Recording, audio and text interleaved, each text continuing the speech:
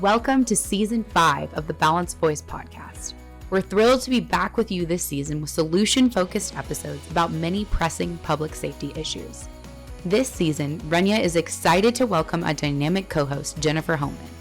Jen is a Crime Stoppers of Houston board member who brings much enthusiasm and added expertise to every conversation.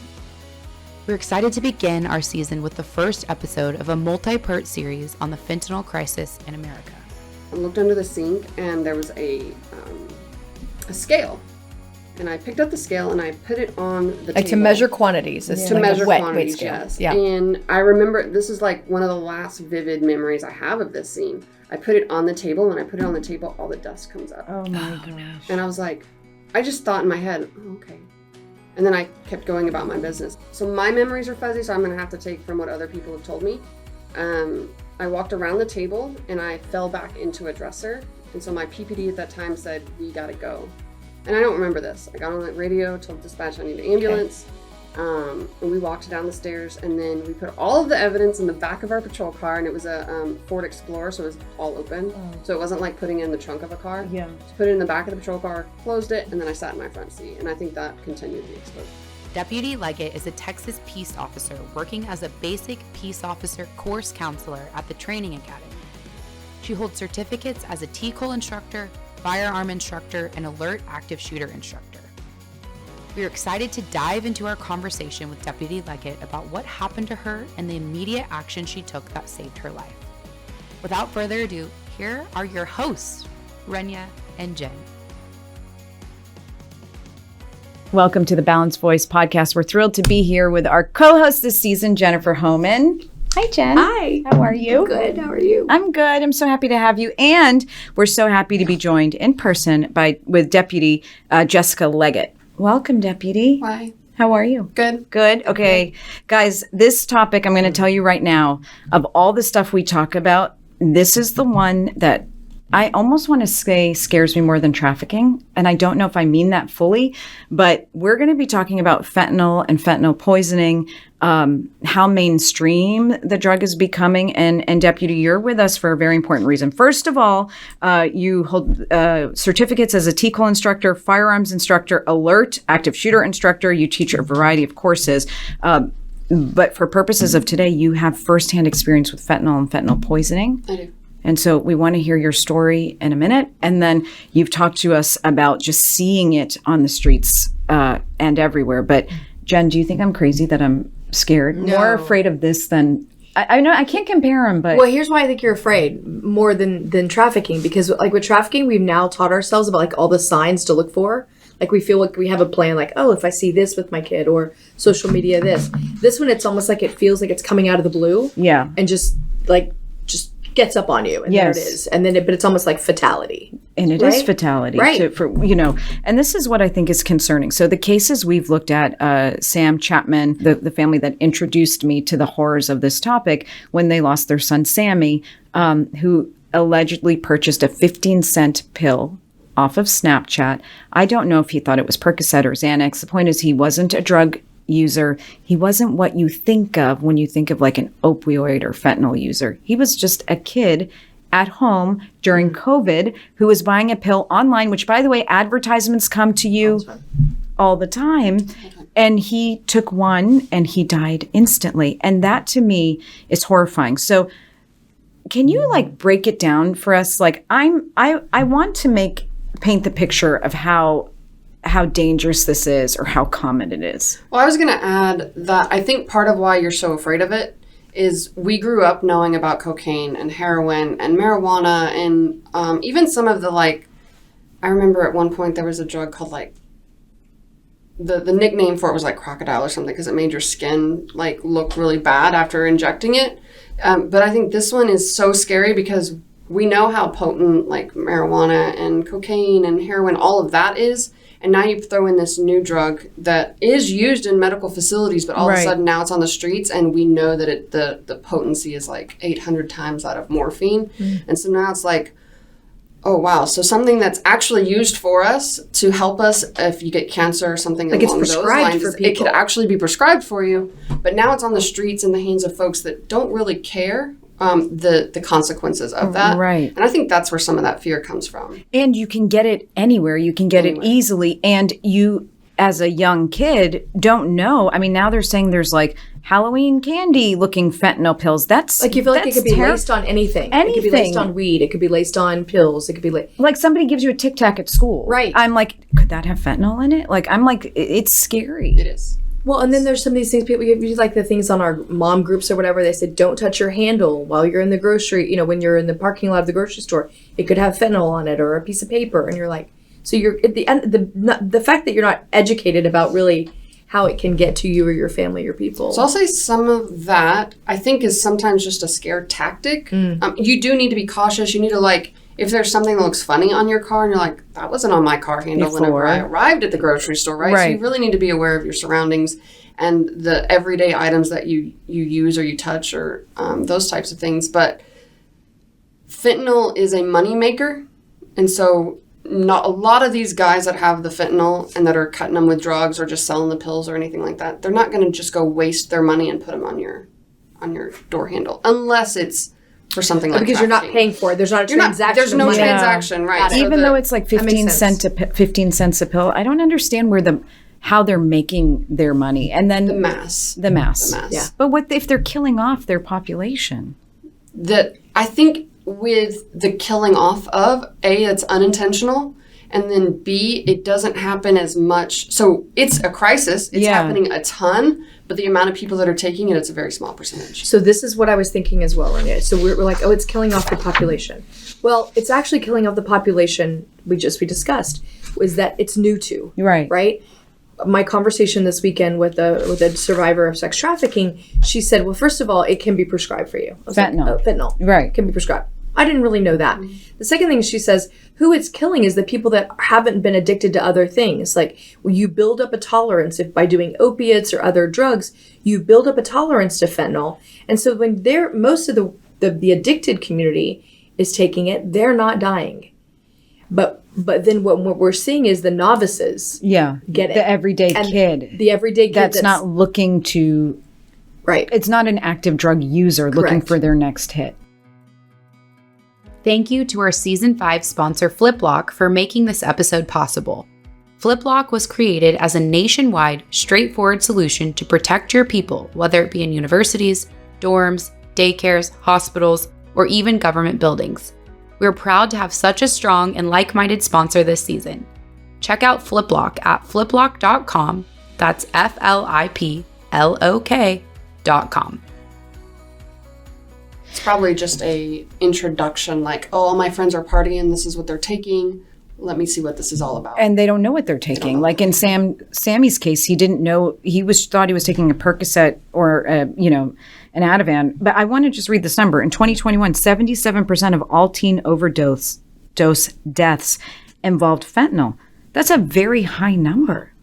But and then what happened to you? Because you actually ingested fentanyl. You needed to be given Narcan. Tell us what happened. So I got a call for service at a hotel, and it was basically a room that the tenants had been gone for a few days, and it was a long-term hotel. So the cleaning staff went in to try to clean the room and noticed a bunch of drug paraphernalia, and so she stepped out and she called us. So I actually had a PPD at the time, which is a probationary patrol deputy, so I was training her. And I remember the call slip said, the possible drugs in there and fentanyl. We'd learned all about fentanyl. We carried our Narcan in our pockets every day. And honestly, a side note, it's kind of funny, but not. I had never used my Narcan until that day. And I was like, I'm so tired of carrying it. It's just real bulky in my pockets. You got so much gear on. You get tired of putting stuff in your pockets every day because it just gets uncomfortable. Just because that's really important to me. We were talking about this. Narcan now has become a tool on your belt. Yes. Like the other essential things that you have to carry to be a police officer. That crazy. That should tell parents that your awareness and your heightened of awareness should just astronomically go up. Mm-hmm. Because now it is almost essential for you to carry it on your belt. Yes. Okay. So I was considering, literally up to that week, I was like, maybe I'll just stop carrying this. I never use it. I'm never going to have to use this. Why am I carrying it? And I just kept putting it in my pocket and kept putting it in my pocket and kept putting it. I'm like, I'll do it tomorrow. I won't carry it tomorrow. And then lo and behold, on this day, I needed it. And so we get to the hotel, and I tell my PPD, I was like, hey, just remember Narcan, you know, make sure you wear gloves. If you start feeling funny, let me know. We'll get out, all of that. So it was in my head. Like, I was aware of the possibility of what was going to happen. We walk in and we're searching the hotel room, and there's drug paraphernalia everywhere. And so I'm like, okay, well, what else are we going to find? Well, we'd been in there about 15 minutes, and it was really hot. This is in June. None of the hotel windows opened, of course, because it's like the third floor of a hotel. And I hate that, by the way. Yes. The hotel windows need to open. Yes. Side note. The AC wasn't working. So it was real hot. It was real stuffy. And I looked underneath the sink, because it was a long-term stay hotel, and looked under the sink, and there was a scale. And I picked up the scale and I put it on the table. To measure quantities. To measure quantities, yes. Yeah. And I remember, this is like one of the last vivid memories I have of this scene. I put it on the table. When I put it on the table, all the dust comes up. Oh my gosh. And I was like, I just thought in my head, oh, okay. And then I kept going about my business. And from here, I don't remember a lot. So you just literally inhaled the dust? Yes. And I walked around the table. How far away, Jessica? Just as if I were like standing here, and I just put it on the table here. So it was maybe like 2 feet. 2 feet. Okay. Yes. And so my memories are fuzzy, so I'm going to have to take from what other people have told me. I walked around the table, and I fell back into a dresser. And so my PPD at that time said, we got to go. And I was trying to keep the integrity of my scene, so I didn't want to leave a bunch of evidence upstairs. And so I'm like, okay, we got to take our stuff. So all the stuff we had already, all the evidence, the drug paraphernalia, we had a couple of weapons that we found in there. We were going to take them down to our patrol car. So I still had my gloves on, but I didn't put a mask on. And starting to walk down the hallway, and I thought to call my sergeant. So I called my sergeant, and I was like, hey, Sarge, we're at this hotel, you know the call we're on. I'm not feeling good. And he said, you need to get off the phone now, and you need to tell dispatch you need ambulances. I was like, okay, so... And I don't remember this. I got on the radio, told dispatch I need an ambulance, and we walked down the stairs, and then we put all of the evidence in the back of our patrol car, and it was a Ford Explorer, so it was all open. Oh. So it wasn't like putting it in the trunk of a car. Yeah. So put it in the back of the patrol car, closed it, and then I sat in my front seat, and I think that continued the exposure. So you were the only one in the front seat, not yours. She came around, and she sat in hers. I closed my door. She kept hers open. Yeah. And so I think that is more of, like, she had a little bit more ventilation than I did. And I do remember pulling out my Narcan from my pocket, and I told her to do the same. And it's super easy to use. Like, you get taught how to use it. It's literally just a compressing just part of a plastic thing, and then it expels into your nose. And I did it wrong, and I sprayed it into the air, and I was like, oh. And so she gave me a second one, and she administered it. And then I just sat there. And then eventually, like, in my head, I'm like, I need someone here. And I hear everyone yelling on the radio, like they're trying to get to us quickly. And the first deputy that gets there, and I remember part of this, but I don't remember all of it, because the story he tells was totally different. I remember he gets there, and he's like, he opens my door. He's like, hey, you good? You good?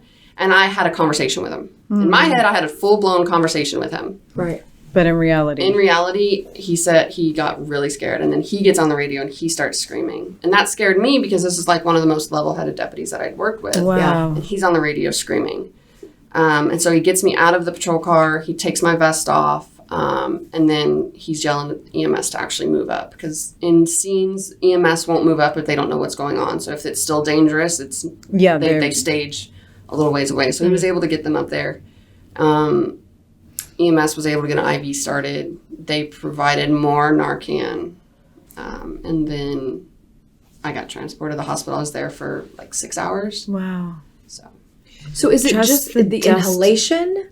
Can it also be touched? It can be touched. And so we were wearing gloves. And so that helped with the transmission not going. Inhalation, or touch? Or touch, yes. So the gloves helped. And that was why, like, because I was trying to think safety, right? I didn't, my PPD is 100% my responsibility. I didn't want anything to happen to her. And I'm like, hey, so I knew the ropes, and she didn't. So I'm like, hey, put your gloves on. But I was... Do you normally wear a mask? At the those time, things? no. Oh, at the time, At the no. time, no, because Okay. it was before COVID. And now Yeah. COVID masks are everywhere, Everywhere, right. We didn't carry masks in our car. I didn't have a So mask you in my think car. just inhalation, I mean, we know just inhaling it caused that type of reaction. If you were to actually ingest a pill, having no history of taking these drugs, you don't stand a chance. But Narcan will help. Narcan does help, yes. If you get it in your system within those first 5 minutes, you're pretty good. So are schools, so now y'all are carrying Narcan, right? It's one of the essential tools that you have.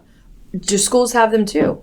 So for schools, I'm not sure. I know school resource officers have them, and most schools have school resource officers. So all of your officers are carrying Narcan now. And if there are school districts that aren't carrying Narcan for their school resource officers, that's probably something that will start soon because it's such a pandemic right now. But it'll definitely start soon. So I think for schools, if they want more coverage, right, more than just the school resource officer, because sometimes it might take a little bit for a school resource officer if they're dealing with something else. Right. Then you have maybe you train some teachers or the nurse, the school nurse, right? But it's like whenever we do these, I think of the person listening to us. And I'm always thinking of the everyday person who's like, that's terrible, but it has nothing to do with us. And I'll just share, Texas governor said there's an 800% increase in fentanyl reported coming across Texas border. DPS seized over 336.3 million lethal doses of fentanyl during its border mission called Operation Lone Star Bust. We know that social media companies, I don't want to say claim, but are working to combat the sale of pills that very well can be laced with fentanyl. They're working to combat the sale of those pills online. But the reality is there have been many studies where people create fake accounts, 13, 14, 15 years old. And these fake accounts, these bot accounts are buying and being marketed to pills, pill parties and other things. So this and you're going to think well, I'm never going to be in a hotel where it's extended stay and there's a drug dealer. I'm never going to be the drug dealer. I'm never going to be buying drugs. I'm with you. But the reason this is so terrifying is every one of our kids is going to be on social media. Every one of our kids could be at a gathering, homecoming, just a Friday night or weekend where somebody's saying, here, you need a Tylenol, or you want a Percocet, or you want to try Ativan. You And the want to try lethal Adderall? dose is what, 2 grains of salt. Of salt. So literally 2 grains of salt. Think about when you're having, this weekend, we had people over for, my sons had friends over. And you can see if they're bringing in alcohol.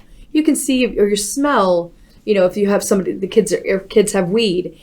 This is like a silent killer. Yeah. Literally, it's so small you can't even see that a child has it in their possession. You can't smell it.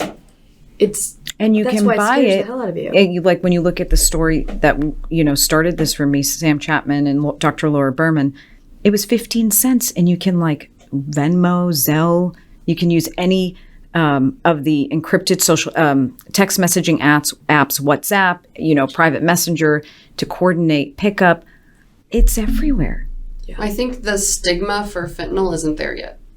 So Yes. as adults, Right. we know fentanyl is very dangerous. But for a teenage mind, they have not understood and they've not really had the life experience to gather the knowledge that fentanyl will kill them. Or They that feel it's even invincible. in there. Right. When you see a series of pills on Snapchat, you're not thinking the Tylenol really has fentanyl in it. Right. And some of them do, though. Some of them know. Some of them know that it's fentanyl. But the stigma is alcohol, right? It's easier to hide than alcohol. If they're wanting a really good high, they don't want to inject the heroin because that's a stigma, right? Yes. Because now you've got track marks. And so you take all of that out, and now it's just an easy pill, and they're not thinking about the consequences because they're not aware 100% of the consequences. You remember being a teenager, you were invincible. Nothing was going to touch you. And that's never going to happen to me. And I think that's where some of that danger is coming from. So I have 2 sons. And so when my oldest, your children, some of them sometimes go through experimentation, right? And so I remember having this conversation. I'm a real parent. Let's just talk this shit out. This is what we're gonna do. And be real, very authentic and realistic about my conversations with them. And so I asked one time, I was like, what is it that you're seeking? Like, what makes you curious about this? And he goes, I just want to see what it feels like. Because you never think that. Like, you think when somebody's going to do a drug or weed or cocaine or whatever, or alcohol, it's almost like you don't understand the reason behind why they're doing it. My kid said, I'm just curious about how it feels, right? So that brought it how does it feel, Jessica? Horrible. What did you feel like? Oh my, it was awful. I don't remember half of that night. The days after from the Narcan, I was sick. So the Narcan, although it absolutely saves you, it tears you up too. Like, my stomach just wasn't right. I struggled to eat because it just didn't sit right. Water hurt. Like, it didn't feel good. So that's why people don't want to come down. Right? They I don't know how. I have no idea how, but they love that feeling. For whatever reason, they've gotten to a point they're trying to numb something from their past that keeps, those demons in their head. And so that does that. And yeah, I didn't enjoy the feeling. Do you feel like you're light or flighty? Do you feel like you're in a twilight zone? You kind of float. It's kind of like, I don't know how I know I took an elevator, but I don't remember walking. Wow. So it's you float. You float. And I guess if you're trying to disappear and numb all of the hurt and pain that your life has experienced, maybe that's why that's... So tell me where. You've seen it on the street. You've now seen it at a hotel, obviously, where they had some, crazy things going on in that hotel. But you're also seeing it in suburbia. Yes. So tell us about that. So just regular calls for service at homes in nice neighborhoods. And you've got, I've seen mostly men, but you've got young men and women that are just completely laid out. And when I've arrived, usually EMS is already there and they're administering the Narcan and they're doing the sternum rub, trying to get them to wake up. And it's everywhere. It's in front of your restaurants that you go to. It's in your schools. It's in your churches. And people are like, oh no, church is the safe space, right? But even in churches, it's brought into the churches a lot of times by the teenage kids that are selling it. But you're not safe at church either, because you still have to be concerned about what transactions are actually happening. It is absolutely everywhere. We've been talking a lot about the life-saving resource of Narcan. If you go to the link below, you can email Crime Stoppers, and we have a limited supply. We'll send it to you for free.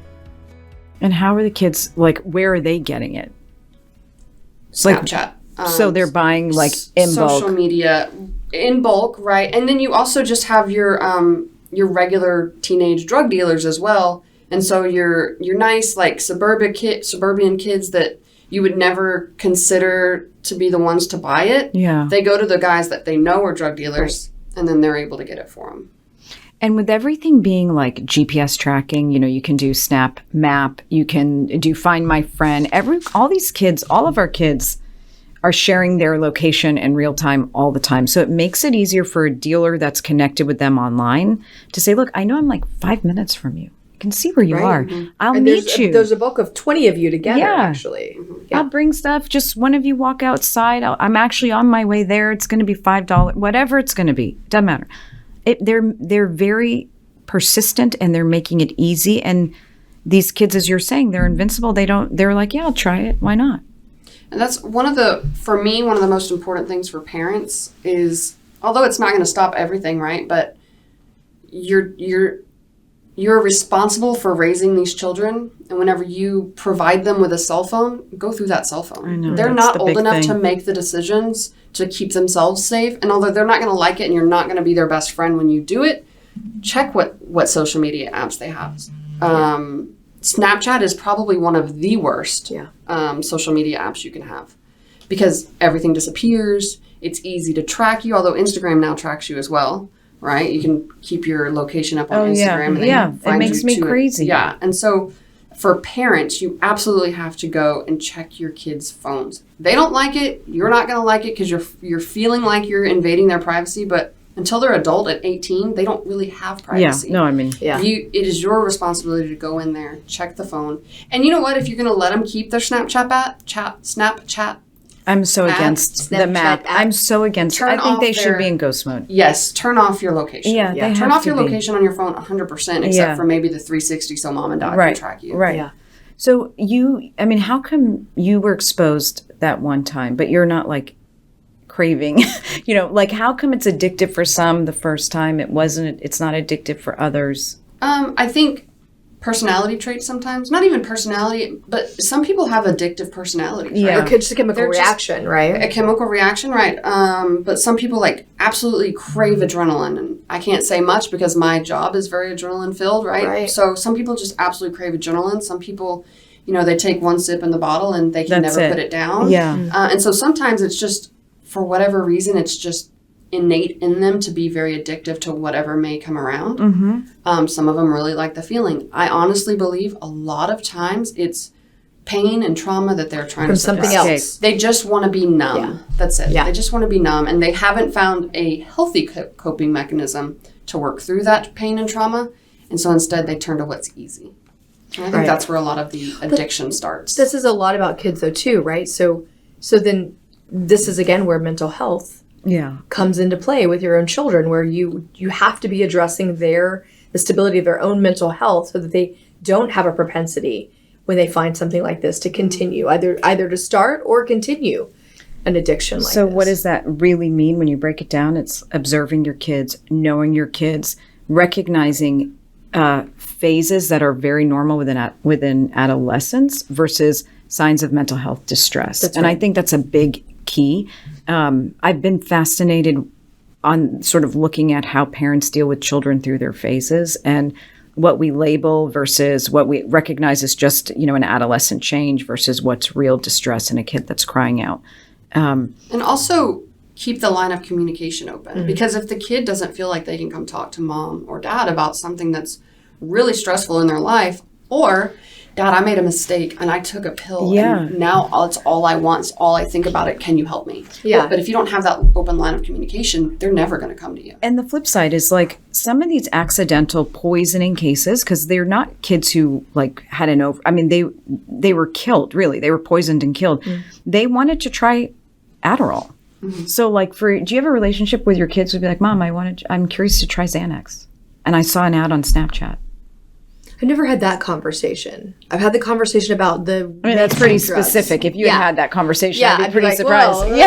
But I mean, like, how do we get our kids to tell us everything? I mean, it's very hard. This is why I believe in a champion. I believe in children champions. So I believe that somebody that's cool, hip, because they don't. Do you want me to be that person in your kid's life? Absolutely. I mean, I'm. Would you do that? I mean, you're pretty hip. Sign me up. I know. Very hip. You want to do that for the girls? Yes, actually. They'll be you. swearing though all the time. Like, Mom, Jen, my champion told me. But I believe, because someone that they think is hip or more with it than you are, because they always think you're old and out of style or whatever, they can have that honest conversation, and that person will break their confidence unless there is something that's going to hurt their life, right? Yeah. If it's going to be dangerous. Yeah, I have those conversations. I don't have children, but I have those conversations. Can I give you 2? I know. Do you go into schools though? Do you talk to kids? Like, how do you guys translate this with the lower or younger generation?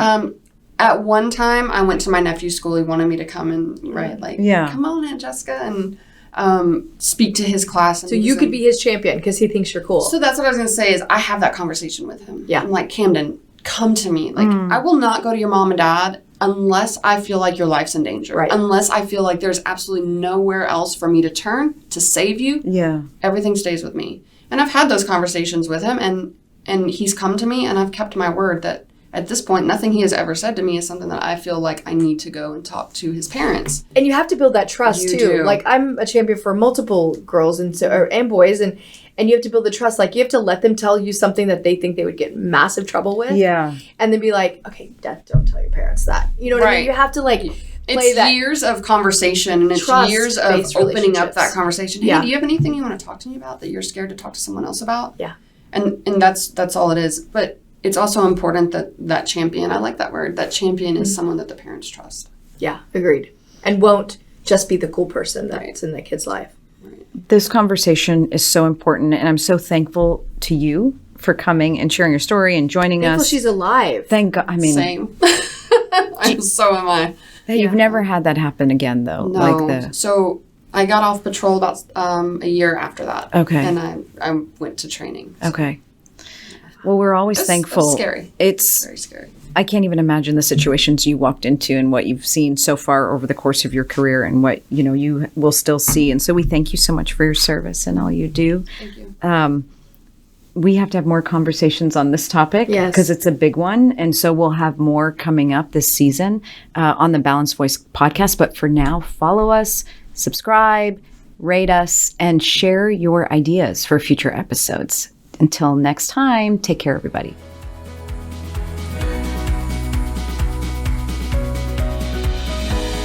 Thanks for tuning in to today's Balanced Conversation. You can find real solutions and tangible resources in our show notes at thebalancedvoicepodcast.com. To join the conversation, follow us on Instagram at The Balanced Voice Podcast and on Twitter at @BalancedVoice_. Stay up to date on Rania's work by following her at The Rania Report, and we can't wait to see you next week for another Balanced Conversation.